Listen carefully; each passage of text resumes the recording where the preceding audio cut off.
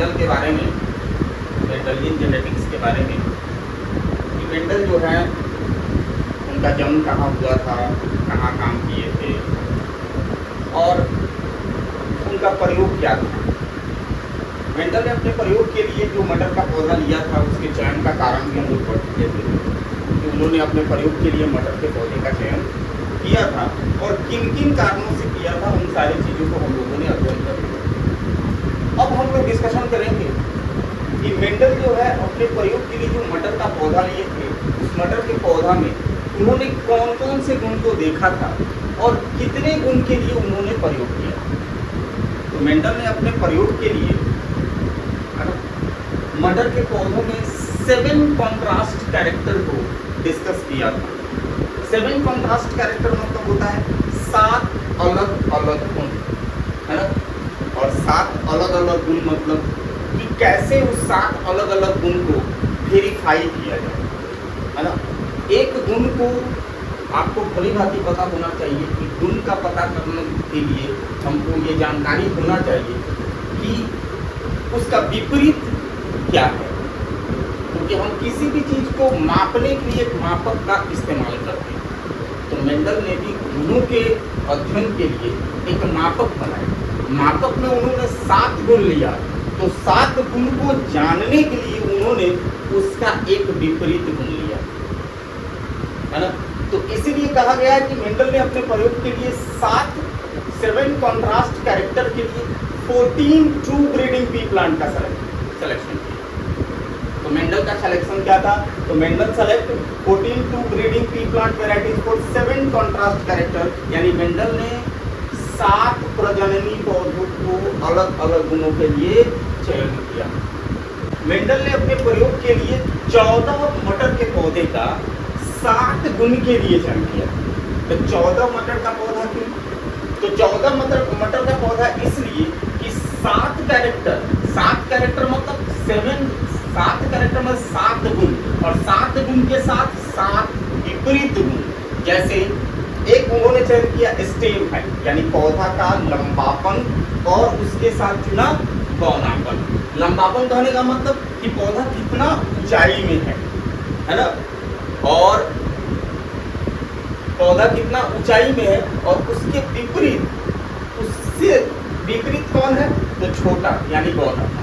Mendel ने 7 character जो लिया था वो 7 कैरेक्टर में पहला कैरेक्टर उनका था तने की ऊंचाई, अर्थात इसमें कहने का मतलब कि पौधा कितना लंबा है और उसके विपरीत जो दूसरा पौधा है वो कैसा है। तो दूसरा पौधा लंबा के सामने क्या होगा, बौना, यानी लंबा का उल्टा क्या हो गया, बौना, यानी रेसिप्रोकल कैरेक्टर है, उल्टा कैरेक्टर है, विपरीत गुण है। यानी कहने का मतलब अपने से सोच के बताओ कि अगर कोई फैक्टर ऐसा है जो प्लांट को लंबा रखता है तो वो फैक्टर दूसरे ओर शायद नहीं है, अर्थात बौना है। यानी कहने का मतलब कि सोच के देखो कि इस चीज में मेंडल ने जो चयन किया था वो चयन का कारण क्या रहा होगा। उन्होंने सोचा कि अगर पौधों में लंबाई एक गुण है तो उसके विपरीत दूसरा गुण क्या है, तो बौनापन, यानी बौना पौधा जो है उसमें लंबा होने का कारण मौजूद नहीं है। दूसरा उनका कैरेक्टर था फ्लावर कलर, फूल का रंग। फूल का रंग मतलब मटर के पौधों में कौन कौन से वेराइटीज जो है, फ्लावर की वेराइटीज जो है वो कौन कौन है। तो उन्होंने एक फ्लावर ऐसा लिया जिसका रंग वोलेट यानी बैगनी था और दूसरा फूल ऐसा लिया जिसका रंग क्या था, सफेद था। बैगनी क्या है, रंग है, सफेद में क्या है, रंग नहीं है। यानी कहने का मतलब यहाँ भी एक फैक्टर है जो फैक्टर रंगीन करने के लिए, और रंगीन का उल्टा क्या होता है, श्वेत होता है, सफेद होता है ना। तो यहाँ पे वो फैक्टर मौजूद नहीं है ना। फिर तीसरा कैरेक्टर उन्होंने लिया था फ्लावर पोजीशन, फूल की स्थिति। एक फूल की स्थिति मतलब कुछ एक्साइड अक्षीय, मतलब प्लांट ऐसे डेवलप किया तो हर अक्ष पे फूल है, एक हर अक्ष के शीर्ष पे फूल है, यानी एक एक्साइड प्लांट फ्लावर वाला पौधा लिया और एक टर्मिनल यानी एक अक्षीय लिया और एक अंत लिया। और चौथा कैरेक्टर पॉड का शेप मतलब जिसमें मटर का बीज होता है। जैसे ऐसे आप देख सकते हैं, पॉड शेप मतलब हो गया कि एक हो गया ऐसे एकदम प्लेन मटर का शेप हो गया, यानी पॉड शेप माने फली का आकार। एक हो गया फूला हुआ, ऐसे एकदम फूला। एक क्या है, इसी इसी के सामने ऐसे ऐसे ऐसे ऐसे ऐसे सिकुड़ा हुआ है ना, तो फली का शेप लिया उसमें, तो एक इन्फ्लेक्टेड लिया और एक कंस्ट्रिक्टेड लिया, फूला और सिकुड़ा लिया, और उसी फली का रंग भी लिया। रंग क्या था, तो एक था ग्रीन और दूसरा क्या था, येलो, यानी हरा और पीला लिया। तीसरा लिया सीड शेप, बीज का आकार, यानी बीज का आकार, एक बीज लिया जो गोल था और एक दूसरे और बीज लिया जो क्या था, सिकुड़ा था, खुरदुरा था, यानी कहने का मतलब है ना राउंड और रिंकल, यानी खुरदुरा, गोल और खुरदुरा, या गोल और सिकुड़ा। और लास्ट कलर मतलब जो उनका कॉन्ट्रास्ट कैरेक्टर था सीड कलर, यानी बीज का रंग, एक पीला और दूसरा हरा। आप लोग देखे भी होंगे कि मटर का कुछ मतलब बीज ऐसा होता है जो पीला रंग का होता है, और कुछ बीज ऐसा होता है जो क्या होता है, हरा रंग का होता है। तो मेंडल ने अपने प्रयोग के लिए ये 7 कॉन्ट्रास्ट कैरेक्टर को लिया था।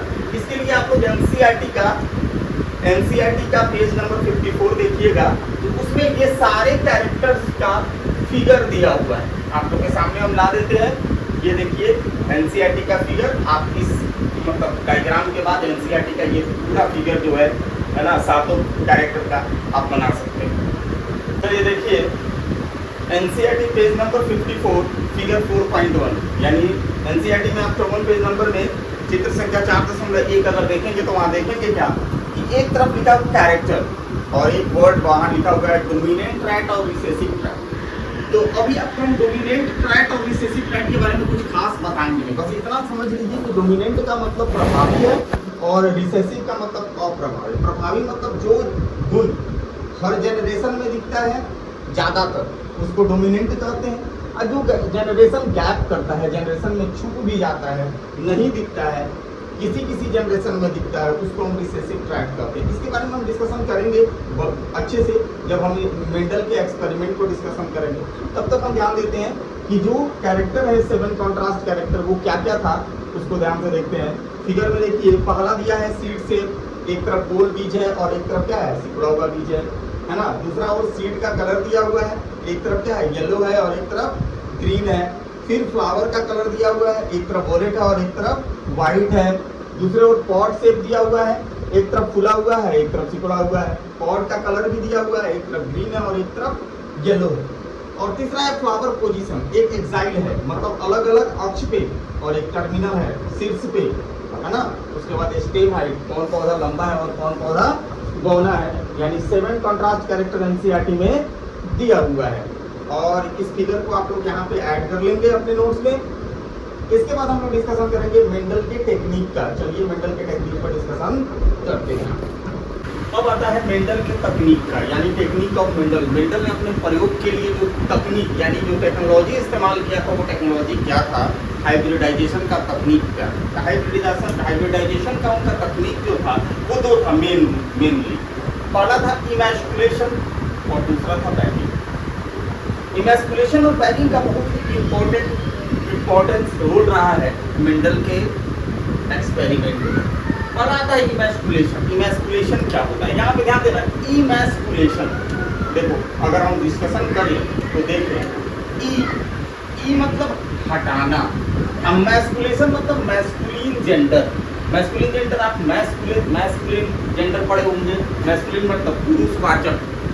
तो यहाँ पे क्लियर कर रहा है कि यहाँ पे फूल में से कौन सा पार्ट हटाना है, यानी ई मने हटाना, मैस्कुलिन मतलब पुरुषवाचक। इसमें मैस्कुलेशन मतलब होता है कि मेंडल जब अपने बागीचा में जितने भी मटर का पौधा लगाए अपने प्रयोग के लिए, सभी मटर के पौधे में जैसे ही उनका फूल आया, फूल के कली को खोलकर सभी कली में से सारे कली का एंथर जो है मतलब काट के उसमें से बाहर कर दिया। एंथर करने का मतलब हो गया फ्लावर का मेल पोर्शन यानी कि पुरुष भाग। इमैस्कुलेशन मतलब हो गया removing of male portion of flower.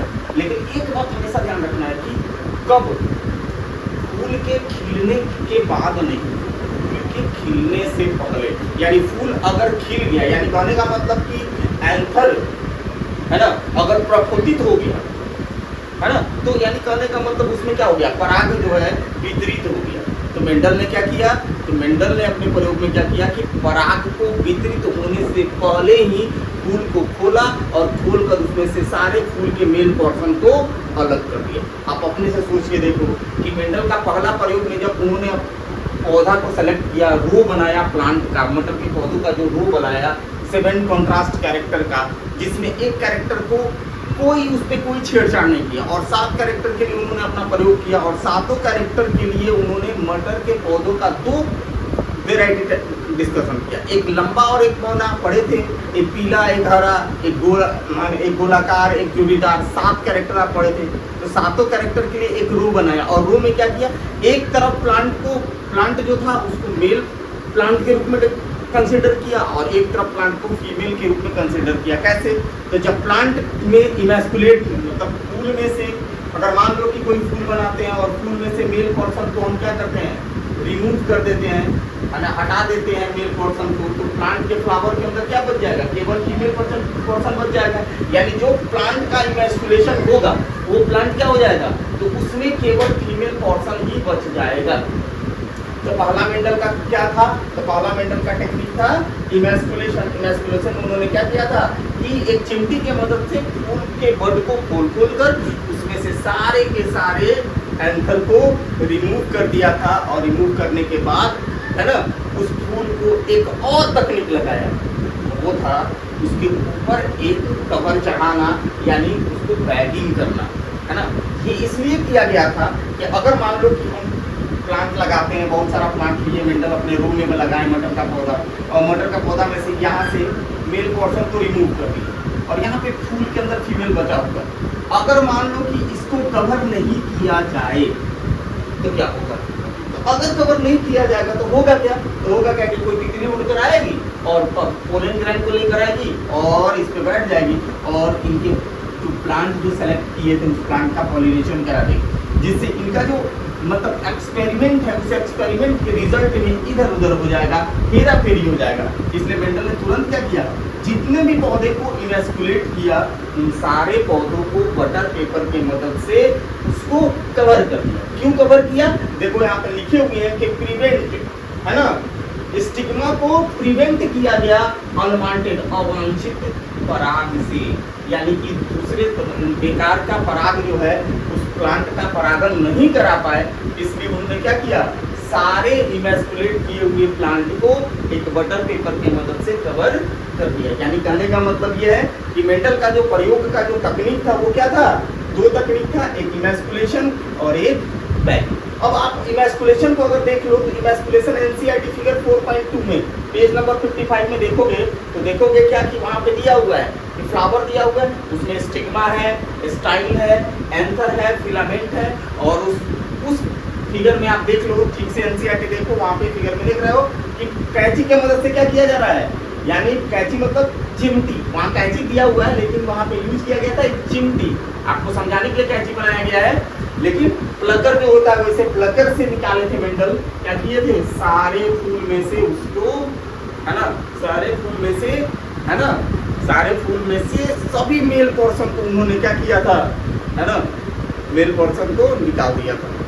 अब एनसीईआरटी फिगर 55 देखिए, वहाँ पे देखने पर आपको मिलेगा क्या, देखिए गौर से, एक मटर का पौधा का फ्लावर दिया हुआ है, फ्लावर को कैंची की मदद से काटते हुए दिखाया गया है और इससे जो है ना, और इससे प्लांट को तैयार कर सीड तैयार किया गया है, ये चीज़ यहाँ पे डिस्कशन किया गया है। तो मेंडल का टेक्निक मेनली 2 प्रकार का था, एक पहला था इमैस्कुलेशन, दूसरा था बैगिंग। अगर आप चाहें तो आप इमैस्कुलेशन को अपने हिसाब से भी डिस्कशन कर सकते हैं, सीधा दिमाग में रखिएगा कि मेल पोर्शन को हटाने की प्रक्रिया को क्या कहते हैं, इमैस्कुलेशन कहते हैं। लेकिन हमेशा इस बात को ध्यान रखिएगा कि फूल के प्रफुटन होने के पहले, यानी फूल के खिलने से पहले उसका मेल पोर्शन निकालने की प्रक्रिया है इमैस्कुलेशन। खिलने के बाद मेल पोर्शन को निकालने से फूल उससे कोई फायदा नहीं मिलने वाला था। तो मेंडल ने क्या किया था, फूल जब बड मतलब कलिका के रूप में था तो उसी कलिका को खोलकर उन्होंने क्या किया था, सारे फ्लावर में से जितना भी उन्होंने प्रयोग किया था, जितना मटर का पौधा लिया था, उन सभी मटर के पौधों में से क्या किया था कि सभी मटर के पौधों में से मेल पोर्शन को रिमूव किया था, जो फिगर में दिया हुआ है। और रिमूव करने के तुरंत बाद उन्होंने क्या किया था, जितना पौधा उनके मतलब बागीचे में था उन सारे बागीचे में पौधों को क्या किया, है ना, बटर पेपर से ढक दिया था। है ना। और ये दोनों टेक्निक अपनाने के बाद मेंडल ने अपने अपना एक्सपेरिमेंट को बताया कि इनका एक्सपेरिमेंट क्या है। तो मेंडल का 2 एक्सपेरिमेंट मेनली हम लोग डिस्कशन करेंगे। पहला करेंगे मोनोहाइब्रिड क्रॉस और दूसरा करेंगे डाई हाइब्रिड क्रॉस। तो मोनोहाइब्रिड क्रॉस में ये सारे काम करने के बाद मेंडल ने एक एनालिसिस दिया। वो एनालिसिस का पहला मोनोहाइब्रिड क्रॉस अर्थात कहने का मतलब एक गुण संकरण यानी एक जीन का इनहेरिटेंस, 1 जीन इनहेरिटेंस के बारे में डिस्कशन किया। चलिए अब हम मोनोहाइब्रिड क्रॉस के बारे में डिस्कस करते हैं। मेंडल ने क्या लिया था, तो एक तरफ टॉल प्लांट का, टॉल में क्या है, तो दोनों कैपिटल टी हम अभी डिस्कस करके बता रहे थे कि यहाँ पे ये कैपिटल टी इंडिकेट करता है कि वो फैक्टर है, जिस फैक्टर के कारण ये प्लांट क्या है, लंबा है। और यहाँ पे जो स्मॉल टी है ये डिस्कशन ये चीज डिनोट करता है कि जो फैक्टर है, जो टॉलनेस के लिए जो फैक्टर यानी लंबा पौधों के लिए जो यहाँ पे कारक है वो कारक यहाँ पे नहीं। तो मेंडल इसको क्रॉस कराने के लिए उन्होंने क्या किया, तो अपना टेक्निक जो अभी आपको जस्ट थोड़ी देर पहले हम डिस्कशन करते हुए बता रहे थे, इमैस्कुलेशन और टैगिंग। तो मेंडल ने क्या किया कि जैसे ही प्लांट को का रूप डेवलप किए, जैसे ही रूप पौधा खेतों में लगाए, खेत में पौधा लगाने के बाद उन्होंने क्या किया कि जितना बौना पौधा, सारे बौने पौधों को खोलकर, है ना, उसके सारे मेल पोर्शन को रिमूव कर दिए। और रिमूव करने के बाद क्या किए, है ना, इसके पोलन ग्रैंड का इस्तेमाल किए क्रॉस कराने के लिए। यानी बौना पौधा को इमैस्कुलेट किया गया और इमैस्कुलेट करके टॉल प्लांट के पोलन ग्रैंड का इस्तेमाल किया गया क्रॉस कराने के लिए। और क्रॉस कराने के बाद F1 जनरेशन डेवलप किया गया। यानी जब यहाँ क्रॉस होगा तो पौधा प्राप्त होगा, बीज बनेगा और बीज को फिर खेतों में लगा। जब खेत में लगा और पौधा जब डेवलप हुआ उससे, यानी लंबा पौधा को बौना पौधा के साथ पेरेंट जनरेशन इसको बोले, जो जिस जनरेशन में उन्होंने अपना टेक्निक लगाया उस जनरेशन को पेरेंट जनरेशन कहा गया। और पेरेंट जनरेशन से उन्होंने क्या किया, सीड तैयार किया और सीड तैयार करके खेतों में लगाया। तो देखा कि जितना पौधा हुआ वो सारा पौधा लंबा हो गया। यानी जो जनरेशन उन्होंने पेरेंट जनरेशन से तैयार किया वो जनरेशन क्या कहलाया, F1 generation, first period generation या प्रथम पीढ़ी कह सकते हैं आप इसको हिंदी में। और प्रथम पीढ़ी में क्या हुआ कि जितना पौधा हुआ वो सभी पौधा क्या हो गया, लंबा हो गया। अब मेंडल जो है यहाँ पे सारे सीड को कलेक्ट कर लीजिए, जितना सीड था उनके पास वो सारा सीड उन्होंने क्या किया, कलेक्ट कर लिया, सभी लंबे पौधे। और ये सीड कलेक्ट करने के बाद मेंडल ने क्या किया, उसको खेतों में फिर से उस सारे सीड का एक रो तैयार किया और सभी सीड को उस रो में लगा दिया। और रो में लगाने के बाद मेंडल ने क्या किया, इन सारे सीड्स से जितने पौधे हुए सभी पौधों को, आप देखिए यहाँ पे 22 सेल्फिंग लिखा हुआ है, यानी इसमें क्या किया, तो जितना पौधा उसमें हुआ सारा पौधा में जितना फूल हुआ सारे फूल को पॉलिनेशन करा दिया, सबका खुद से ही पॉलिनेशन करा दिया एक दूसरे के साथ। और जब पॉलिनेशन कराया यानी सेल्फिंग के लिए छोड़ा और पॉलिनेशन कराया तो वो एक और चीज देखे, है ना। तो सेल्फिंग के बाद जो जनरेशन मेंडल बनाया उस जनरेशन को क्या कहा गया, F2 जनरेशन। और F2 जनरेशन जैसे ही मेंडल को देखने को मिला, F2 जनरेशन के पौधों को मेंडल काफी आश्चर्यचकित हुए। मेंडल ने F1 जनरेशन में देखा कि सारा पौधा लंबा हो गया था, लेकिन F2 जनरेशन में उन्होंने देखा क्या कि कुछ पौधा ऐसा था जो बौना हो गया था। इस बात से वो आश्चर्यचकित भी हुए थे, है ना। और उन्होंने देखा कि भाई पूरे बागीचे में जितना पौधा था उसका 1/3 भाग लंबा था, है ना। और एक रोक देते हैं। मेंडल ने जब सेल्फिंग के बाद F2 जनरेशन प्राप्त किया तो F2 जनरेशन में जब बागीचा में देखा पौधा को, तो देखा कि पौधा जो है उस पूरे बागीचे में उनके रो के पौधों का 75% हिस्सा जो है लंबे पौधों का था और 25% हिस्सा बौने पौधों का था। यानी अगर हम अनुपात के हिसाब से डिस्कशन करें तो हम कह सकते हैं कि पूरे पौधों का 3 भाग जो था वो लंबा था और 1 भाग जो था वो क्या था, बौना था। ठीक है। मेंडल का इस निष्कर्ष के बाद मेंडल ने अब बारीकियों से सोचना प्रारंभ किया, सोचा कि भाई आखिर इसमें है क्या।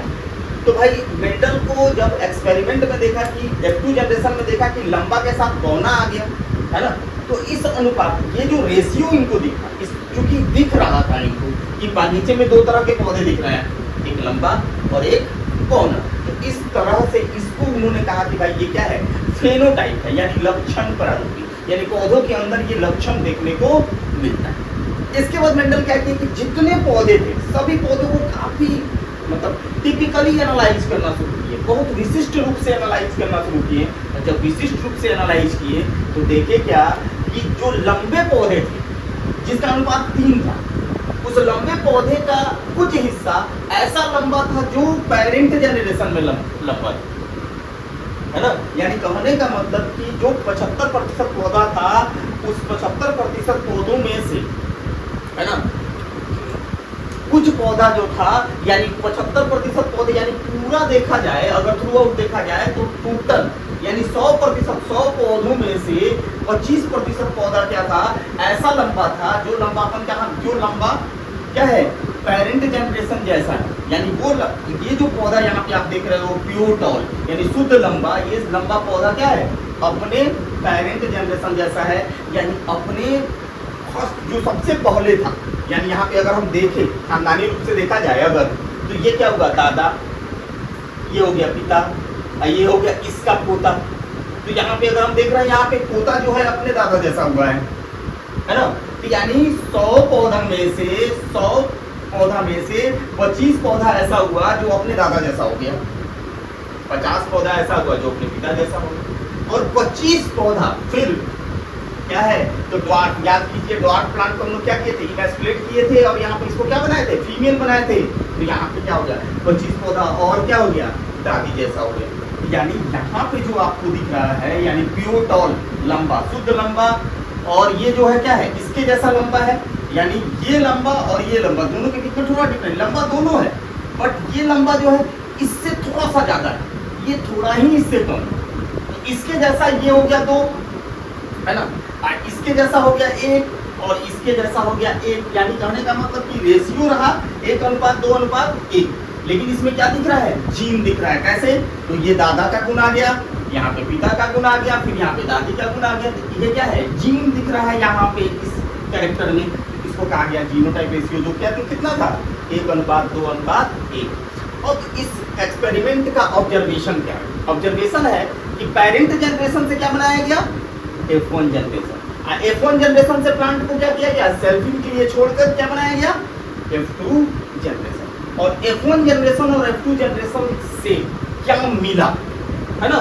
तो ऑब्जर्वेशन क्या था मेंडल का, तो मेंडल का ऑब्जर्वेशन था कि भाई F1 जनरेशन में सभी पौधा लंबा हुआ था और F2 जनरेशन में सभी पौधा में क्या है, तो कुछ पौधा क्या है, शुद्ध रूप से लंबा हुआ था, कुछ पौधा विशुद्ध रूप से लंबा था, कुछ पौधा बौना था। यानी 1:2:1, यानी 25, 50 और 25 के रेशियो में था जीनोटाइप रेशियो, और फेनोटाइप क्या था, 75 और 1, 25 के अनुपात में था। यानी 3:1 में क्या था, फेनोटाइप रेशियो, और 1:2:1 के रूप में क्या था, जीनोटाइप रेशियो। अब इस ऑब्जर्वेशन को देखते हैं कि ऑब्जर्वेशन में क्या मेंडल को देखने को मिला था। अब इस चीज को हम जो है आपको, है ना, लिखा हुआ एक अपडेट देते हैं। आप देख सकते हैं वीडियो में, आपको दिखाई देगा कि, है ना, नोट्स बना हुआ है, बस आप उसको देखकर अपना नोट बना लेंगे, है ना। देख लीजिए ऑब्जर्वेशन। अब आते हैं कि मेंडल जो काम किए थे, इस मेंडल के काम के बाद एक और काम है डाई हाइब्रिड क्रॉस। और डाई हाइब्रिड क्रॉस को समझने से पहले कुछ चीज़ें इसके भीतर में क्या क्या छुपी हुई हैं उन पर डिस्कस करेंगे, खुद से एनालाइज करेंगे, और एनालाइज करने के बाद हम लोग डाई हाइब्रिड क्रॉस पढ़ेंगे, और डाई हाइब्रिड क्रॉस के बाद तब हम लोग पढ़ेंगे conclusion of monohybrid cross and dihybrid. तो ये आप लोग को इतना जहाँ तक पता है उसमें आपको कोई डाउट्स अगर लग रहा है तो आप कमेंट सेक्शन में डालें, और कमेंट सेक्शन में डालेंगे तो हम उस डाउट्स पर डिस्कशन करेंगे।